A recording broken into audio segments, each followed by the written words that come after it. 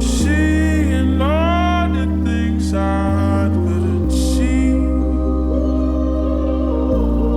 finding all the things I didn't need, relying on the things I couldn't feel.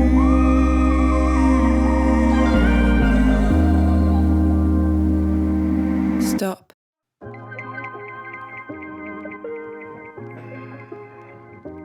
What's up, guys? It's Brom here, and welcome back to Dis Esports. We have a lot of big changes coming, and I want to make sure that we get through all of them. So we'll also be including a document, kind of like how Riot does their patch notes after this video comes out. It will have a lot more detail and explanation to each change, so that you're not feeling like you're just getting a quick summary of all these things and then not getting the real nuanced things answered as well. Additionally, we're also going to be making sure that all of our big updates, so the things that would really be like this, where their structure changes or anything that would affect our teams in a meaningful way, needs to be communicated at least at the beginning of the act or at the end of an act. We're going to try to keep this act to act, but if we have any immediate changes we need to make throughout the act or within a month or something like that, we'll make sure to communicate that properly and clearly as well. Before we get started, I do want to say just a quick thank you to everyone who has been investing in our server by subscribing to our Discord subscriptions.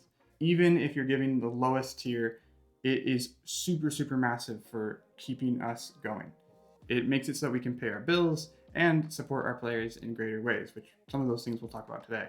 Which is why I wanted to make sure to extend a special thanks to people who are so generously giving to our server. We want to do more for you guys soon too, so look out as we have special updates and special things coming for all those people who have been supporting us since the beginning. All right, guys, it's time to get serious and talk about the big changes, so we're in the office. Let's get into it. The first major thing we're doing is going away from having direct coaches for each team.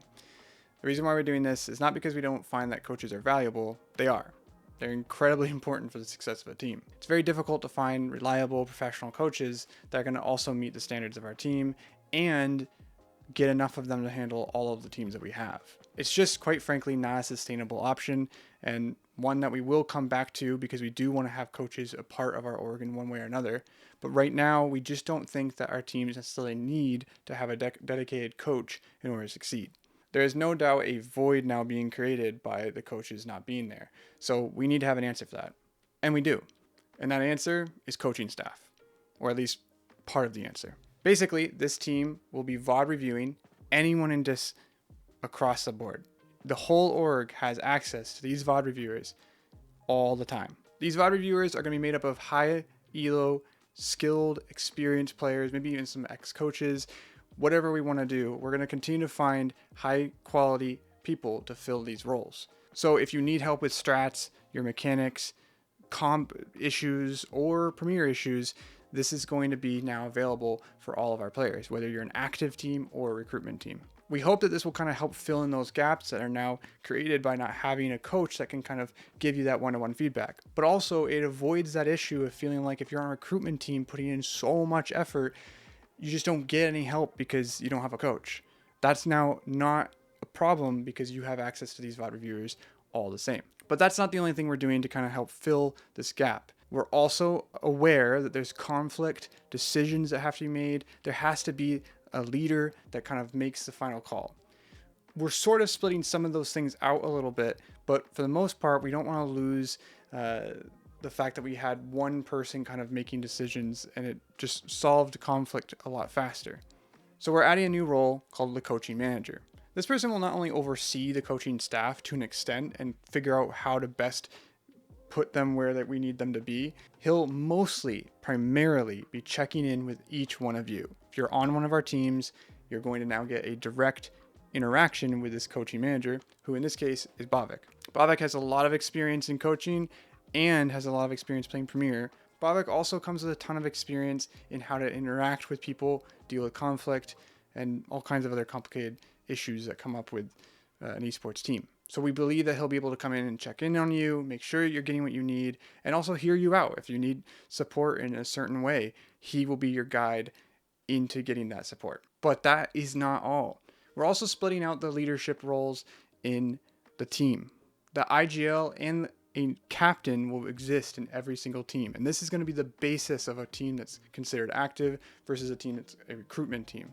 If you're an active team, you have to have an IGL and you have to have a captain, as well as, of course, a stable roster. But for the most part, as long as you have those two leaders, you're good to go. And that's kind of our new requirements for becoming an active team. This also means that the captain and the IGL take on a little bit more responsibility, making sure their teammates are showing up, making sure that codes are given for when they're creating custom lobbies. All these different things need to kind of be organized and maintained by the IGL and captain. The captain will be taking over the administrative side of things, helping out with scrims, making sure people are showing up, all that good stuff. And the IGL will, of course, continue heavily working and strategizing on what the comps need to look like, on what the players need to be doing, all that stuff. All that strategy and IGLing, all that stuff is going to be on that person to put together.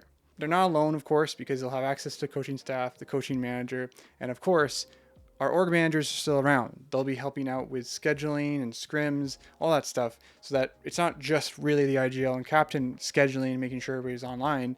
You also have an org manager that will be checking in, recommending when you should scrim, when you shouldn't. In other words, you'll have a plethora of staff and VOD reviewers just ready to go to help support your team and you in every aspect all the time. And that way, our teams are feeling, if anything, more supported and not necessarily just feeling like only the active teams or the teams with coaches were really getting the full attention of the org. Now everybody's getting that full attention, full support all the time.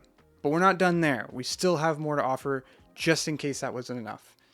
If you're still feeling like there's something else holding you back, we are now creating a new process called scholarships. I know, super creative. Scholarships have been on my mind and my heart for a long time. I've wanted to be able to actually help the people who are more underprivileged or just need a little bit more support to go further in the esports scene. So this could look like a bunch of different things. It could look like getting tools and courses, maybe even meeting with a certain type of coach or Radiant that has a ton of experience in the game that does cost some amount of money to talk to, or even things like mouse pad, mouses, keyboards, monitors, computer parts, maybe even an entire computers in itself.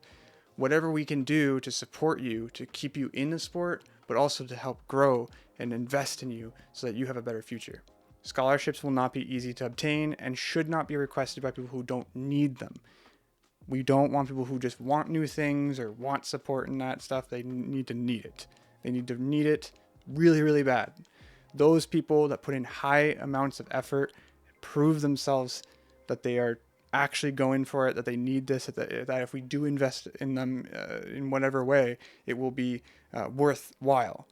We don't want just people just kind of trying to get free stuff out of us. That doesn't actually help anyone. That's just kind of taking something that could have gone to somebody who needs it away from them. So my ask is that if you are interested in a scholarship, there's something that's holding you back, or maybe some disaster happens to you where your keyboard breaks and playoffs are coming up, those are the times where you should mention that or request to have a scholarship given. We will be looking at players who maybe are eligible for this and even offer these scholarships. We'll have more details on that process soon, but I just want to announce that as I'm really excited to finally be able to invest in you guys in an even deeper of a way. That covers the big changes. There's a couple more things to go through, so I'm going to rapid fire through those right now. One, yes, draft is taking a break. We kind of want to rework it. We think that there's a better version of it coming soon, but we just need more time.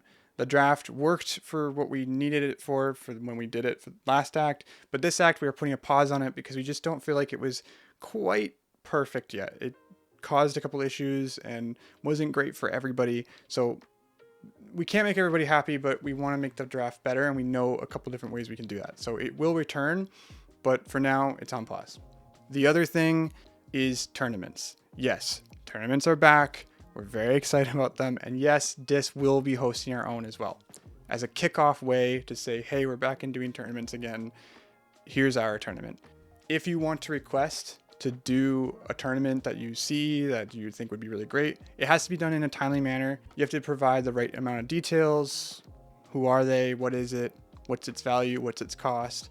yada, yada. And then we'll process it and decide if it's something that should happen or not. Now that we've hit kind of this point of stability, it feels a lot more appropriate now to start bringing in tournaments on a regular basis. But we're not going to overdo it. We do not think it's helpful or useful to engage in a tournament every week. So just be aware that we're probably going to limit it to 1 to 2 tournaments per month/act, depending on how we're feeling it's going. We also have a new team. Welcome Dis Mavericks. We're excited to have you. This will be a great beginner team / welcome to esports. Have you never played? Here's where you go. Additionally, I'd like to congratulate Defiance for becoming an active team. You guys did it. Good job. They have an IGL, a captain, and they have a stable roster, so that is why they are active. Last but not least, let's talk about 2027 briefly. We have a plan for 2027. We have a couple different things that we want to do, but one of the things I want to share right now is the super team. You've heard rumors about it. It's kind of a lame name to call it the super team, so I'll put some more context to it. Basically, we want to start rewarding the effort that you guys put into the server, you put into the org, and you put into Premier, scrims, everything into your team. We want to start rewarding that in an even bigger way by giving you an opportunity to go compete at a high level in VCT. The super team will basically be called Dis Esports or the Dissidents, and they'll just basically be made up of 5 of our best players in our org. Every player will be selected. There's no trial, there's no process, there's just selection. If you've been selected, you'll be subbed temporarily out of your main team and put onto this new team that will exist temporarily. Depending on how things go in that tournament or that qualifier or however Riot does it, they'll come back and go right back to their teams.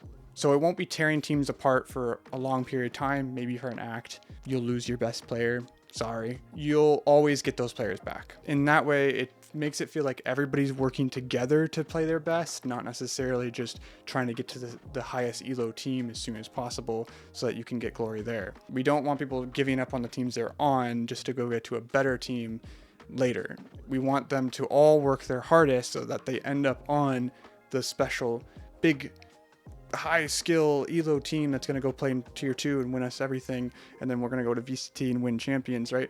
We want that to be the best players.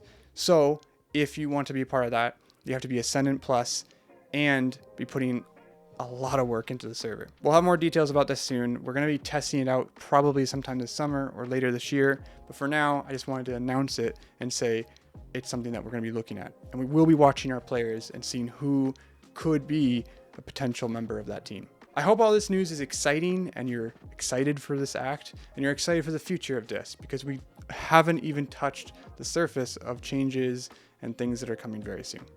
So until then, I appreciate you all and wish you best of luck on your games. See ya.